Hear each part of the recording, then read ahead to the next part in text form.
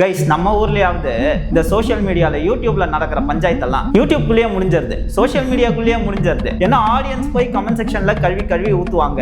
இன்னொரு influencer video போடுவாரு, இந்த பக்கம் ஒரு அப்பாலஜி வீடியோ வரும், அதோட பஞ்சாயத்து முடிஞ்சிடும். ஆனா வடக்குல ரீசெண்டா வந்த ஒரு சோஷியல் மீடியா பஞ்சாயத்து பாத்தீங்கன்னா பார்லிமெண்ட்ல, இந்தியன் பார்லிமெண்ட்ல அதை பத்தி பேச ஆரம்பிச்சிருக்காங்க. उनको दिशा नहीं है, उनके कंटेंट पे कुछ भी दिशा नहीं है. உமன்ஸ் கமிஷன் பேசுது, NHRC national human rights commission அபிஷியலா லெட்டர் அனுப்புறாங்க. ஒரு ஸ்டேட்டோட சீஃப் மினிஸ்டர், அசாமோட சீஃப் மினிஸ்டர் இந்தந்த இன்ஃப்ளூயன்சர்ஸ், இந்தந்த யூடியூபர்ஸ் மேலலாம் FIR பதியப்பட்டிருக்குன்னு அபிஷியலா எக்ஸ் வலைதளத்துல வெளியிடுறாரு. அதுவும் ஒவ்வொரு இன்ஃப்ளூயன்சரும் சின்ன இன்ஃப்ளூயன்சர்லாம் கிடையாது, 70-80 லட்சம், ஏன் 1.5 கோடி சப்ஸ்கிரைபர்ஸ் கூட உடைய இன்ஃப்ளூயன்சர்ஸ். மோடி கையாலேயே, இந்தியாவோட பிரைம் மினிஸ்டர் கையாலேயே அவார்ட் வாங்கின இன்ஃப்ளூயன்சர்லாம் உள்ள இருக்காங்க. இதை தாண்டி 30 பேர் மேல FIR ஃபைல் பண்ணப்பட்டதா கூறப்படுது. எக்கச்சக்க கேசஸ் இவங்க மேலலாம் ஃபைல் பண்ணப்படுது. அண்ட் இவனுங்க பண்ணி வச்ச வேலையில சோஷியல் மீடியாக்கே சென்சார்ஷிப் வந்துரும் போல இருக்கு கைஸ். இன்னொரு கைஸ், 2 நாளா ஜலதோஷம் பயங்கரமா தொண்டை கட்டி இருக்கு. அதான் ஜஸ்ட் சுடு தண்ணி, அவ்வளவுதான். ரன்வீர் அலபாடியான ஒரு வடக்கு யூடியூபர் கைஸ். அந்த சைடு கொஞ்சம் பெத்த யூடியூபர் போல. கிட்டத்தட்ட யூடியூப்ல மட்டும் 1 கோடி சப்ஸ்கிரைபர்ஸ் இருக்காங்க. இன்ஸ்டாகிராம், எக்ஸ் வலைதளம்லாம் சேர்த்தீங்கன்னா ஃபாலோவர் கவுண்ட் பிச்சுக்கும். இவர் எந்த அளவுக்கு பெரிய யூடியூபர்னா மோடி கையாலே அவார்டு வாங்கியிருக்காரு. எல்லா பெரிய பெரிய பாலிவுட் செலிபிரிட்டிஸும் இவரோட பாட்காஸ்ட் பண்ணியிருக்காங்க. ஐ திங்க் நம்ம ஊர்ல இருந்து மதன் கௌரிலாம் கூட அவர் கூட பாட்காஸ்ட் பண்ணியிருக்காரு போல.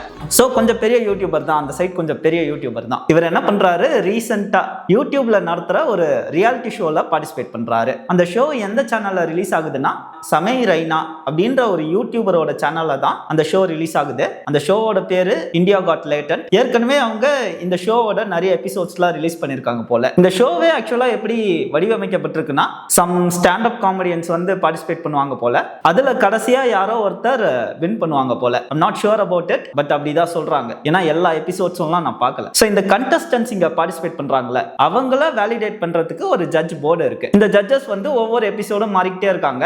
அந்த ஜட்ஜஸும் மோஸ்ட்லி இன்ஃப்ளூயன்சர்ஸா தான் இருக்காங்க போல. சோ இந்த ஷோவே ஒரு காமெடி ரியாலிட்டி ஷோன்றதுனால ஜட்ஜஸ்லாம் வந்து கண்டஸ்டன்ட்டை லைவாவே ரோஸ்ட் பண்ணுவாங்க போல. அப்படி அவங்க ரோஸ்ட் பண்ணும்போது சில கேள்விகள் கேட்கும் போது காமெடின்னு நினைச்சிட்டு ரொம்ப தவறான, ரொம்ப கேவலமான கேள்விகள்லாம் கேட்டிருக்காங்க. அதுதான் இப்ப பஞ்சாயத்து ஆயிருக்கு. இப்படி இந்தியா காட் லேட்டன்ட் ஷோல பல ஜட்ஜஸ் பார்ட்டிசிபேட் பண்ணாங்கன்னு சொன்னால, அதுல ஒரு ஜட்ஜா ரன்வீர் அலபாடியாவும் பார்ட்டிசிபேட் பண்ணியிருக்காரு. அதுல அவர் கேட்ட கேள்விதான் இவ்வளவு பெரிய கான்ட்ரோவர்சிக்கும் காரணம். இந்த கேள்வியை விடுங்க, அந்த கேள்வியை பத்தி அப்புறம் பார்ப்போம். ஆனா இந்த கேள்வினால என்னென்ன ரியாக்ஷன்லாம் நடந்திருக்குன்னு பார்ப்போமா. சிவசேனா கட்சியோட MP நரேஷ் என்ற நபர் பார்லிமெண்ட்ல இந்த வீடியோவை பத்தி கேள்வி எழுப்ப ஆரம்பிக்கிறாரு. பார்லிமெண்டோட 0 ஹவர்ல கேள்வி கேட்கிறாரு. நம்ம முதல்ல சோஷியல் மீடியாவை ரெகுலேட் பண்ணோம். ஏன்னா இந்த மாதிரி மோசமான விஷயங்கள்லாம் சென்சார் பண்ணப்பட வேண்டிய விஷயங்கள். அதனால இன்ஃப்ளூயன்சர்ஸ்க்கு சென்சார்ஷிப் வேணும்னு சொல்றாரு. இதை தாண்டி NHRC national human rights commission இவங்க என்ன பண்றாங்கன்னா, யூடியூபுக்கு ஒரு அபிஷியல் லெட்டரை அனுப்புறாங்க. அதுல அவங்க என்ன சொல்றாங்கன்னா, இந்த வீடியோஸ்ல எல்லாம் ரிலிஜியன் அண்ட் நம்மளோட கலாச்சாரத்தை, கல்ச்சரை நெகட்டிவ் அண்ட் டிஸ்கிரிமினேட் பண்ணப்படுற வகையில இந்த வீடியோஸ்லாம் இருக்கு. அது மட்டும் இல்லாம ரொம்ப அப்சீனான ஐடியாலஜிஸ் எல்லாத்தையும் திணிக்கிறாங்க. உமன் அண்ட் சில்ட்ரன் டிஸ்கிரிமினேட் பண்ற மாதிரியான வீடியோஸ் போடுறாங்க. அதனால இமீடியட்டா இந்த கண்டென்ட் எல்லாத்தையும் தூக்குங்கன்னு ஒரு லெட்டரை அபிஷியலா யூடியூப் காமிச்சிருக்காங்க. அது மட்டும் இல்லாம இந்த லெட்டர்ல இன்னும் எக்ஸ்ட்ரா என்ன மென்ஷன் பண்ணிருக்காங்கன்னா, இந்த கண்டென்ட் வந்து எங்களோட போக்சோ ஆக்ட், குழந்தைகளுக்கான சட்டத்தை வந்து வயலேட் பண்ணுது, IT ஆக்டை வயலேட் பண்ணுது. அதனால இமீடியட்டா இந்த கண்டென்ட்டை டவுன் பண்ணுங்க அப்படின்னு யூடியூபுக்கு ஒரு லெட்டர் அனுப்பிச்சிருக்காங்க. ஆக்சுவலா நேத்து வரைக்கும் அந்த எபிசோட்ஸோட வீடியோஸ் எல்லாமே நான் பார்த்தேன். இந்தியா காட் லேட்டன்ட் எபிசோட்ஸோட வீடியோஸ் எல்லாமே நான் பார்த்தேன். இன்னைக்கு நீங்க சமையல் சேனல்ல போய் பார்த்தீங்கன்னா அந்த ஷோவோட ஒரு எபிசோட் கூட இருக்காது. இதை தாண்டி அசாம் மக்களை புண்புறுத்துற மாதிரி, ஹர்ட் பண்ற மாதிரி ஏதோ கேள்விகளோ காமெடியோ அடிச்சிருக்கானுங்க போல. இதெல்லாம் இவங்களுக்கு காமெடி போல.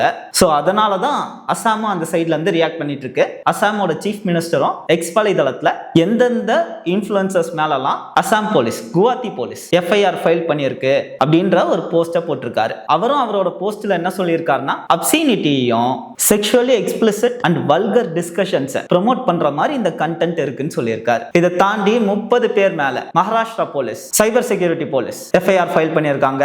அதுவும் முக்கியமா அந்த சேனலோட ஓனர் சமே ரைனா மேலையும், அந்த கொஸ்டினை கேட்ட ரன்வீர் மேலையும், அதே எபிசோட்ல கூட இருந்த ஜட்ஜஸ் மேலையும், அந்த ஷோவோட ப்ரொடியூசர்ஸ் மேலையும் எஃப்ஐஆர்ஸ் ஃபைல் பண்ணியிருக்காங்க. அதுவும் எக்கச்சக்க கேசஸ் ஃபைல் பண்ணியிருக்காங்க. என்னென்ன செக்ஷன்ஸ் தெரியுமா ஃபைல் பண்ணியிருக்காங்க? Section 79 women's modesty, section 196 action that promotes hatred, section 299 attempts to insult religious belief, section 296 obscene acts, section 3 clause 5 joint criminal liability, section 67 transmission of obscene materials. இப்படி எக்கச்சக்க cases அவங்க மேல file பண்ணப்பட்டிருக்கு. இதை தாண்டி இந்த இன்ஃப்ளூயன்சர்ஸ், இந்த ஷோவோட ப்ரொடியூசர்ஸ், இவங்க எல்லாரையும் விசாரிக்கிறதுக்காக அசாம்ல இருந்து ஒரு போலீஸ் வேற மும்பைக்கு வந்துட்டு இருக்கிறதா சொல்றாங்க. அண்ட் ரன்வீரும் ஒரு அப்பாலஜி வீடியோ போட்டிருக்காரு. அழுது கண்ணீர்லாம் விட்டு ஒரு அப்பாலஜி வீடியோ போட்டிருக்காரு. That is fine, that is okay. But இங்க இருக்க பெரிய பிரச்சனை என்னன்னா, காமெடின்ற பேர்ல நிறைய அப்சீனான விஷயங்களை, வல்கர் டாபிக்ஸ் எடுத்து பப்ளிக்கா டிஸ்கஸ் பண்ண ஆரம்பிக்கிறாங்க. அந்த ஷோலயே பாத்தீங்கன்னா, அந்த ஷோவோட நிறைய எபிசோட்ஸ் எடுத்து பாத்தீங்கன்னா கண்டஸ்டன்ஸை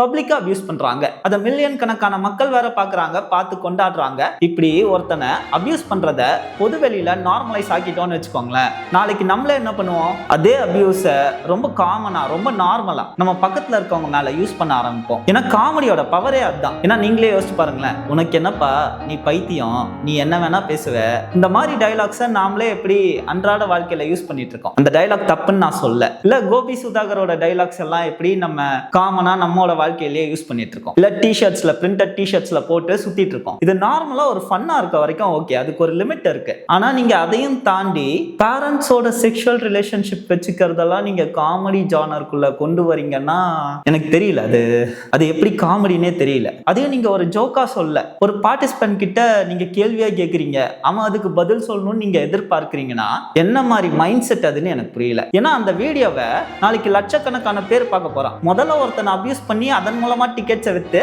அங்க ஃபர்ஸ்ட் ஒரு பர்சன்டேஜ் கட்ட பார்க்க போறீங்க. அதற்கு பிறகு மெம்பர்ஸ் ஒன்லிக்கு மட்டும் அந்த ஷோவை ரிலீஸ் பண்ணி அவங்க கிட்ட காசு பார்க்க போறீங்க.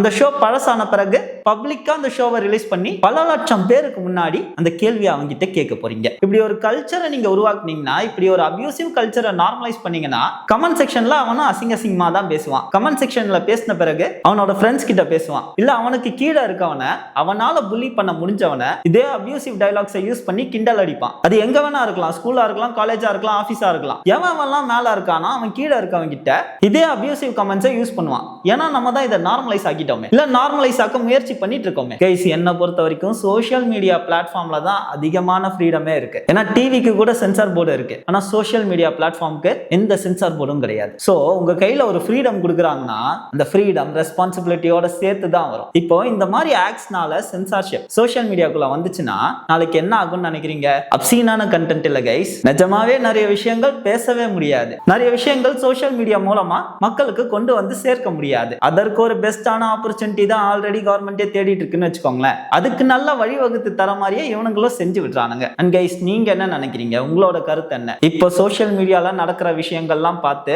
உங்களுக்கு என்ன தோணுது? சோஷியல் மீடியாவுக்கு கண்டிப்பா சென்சார்ஷிப் வேணுமா இல்ல கூடாதா? ஏன்னா இவனுங்களும் கொஞ்சம் லிமிட்டை தாண்டி போற மாதிரி தான் இருக்கு. அசால்ட்டா தாடியை வச்சுட்டு, தாடியை எடுத்துட்டு என்னென்னமோ ஸ்கேம் பண்ணிட்டு எல்லாம் சுத்திட்டு இருக்கானுங்க. கேட்டா அஜித் பட பாட்டு, விஜய் பட பாட்டு எல்லாம் பேக்ரவுண்ட்ல போட்டு சுத்திட்டு இருக்கானுங்க. கைஸ், இங்க இருக்க பிரச்சனை என்னன்னா, பர்சனலா யாருக்கு வேணா என்ன வேணா கருத்து இருக்கலாம் கைஸ். ஆனா நீ ஒரு பெரிய செலிபிரிட்டி ஆன பிறகு, இல்ல ஒரு பெரிய இன்ஃப்ளூயன்சர் ஆன பிறகு, உன்னால இத்தனை மக்களை இன்ஃப்ளூயன்ஸ் பண்ண முடியும்ன்ற ரேஞ்சுக்கு நீ போன பிறகு சபை நாகரிகம்னு ஒண்ணு இருக்கு. எதுக்கு அவனை அப்படி நடந்துக்க சொல்றோம்னா, டே முட்டா பயலே, உன்னை நிறைய சின்ன சின்ன குழந்தைங்க ஃபாலோ பண்ணுதுடா, அடலசன்ட் வயசுல இருக்க பசங்க ஃபாலோ பண்றாங்கடா, 16, 17 வயசு பசங்க ஃபாலோ பண்ணிட்டு இருக்காங்கடா.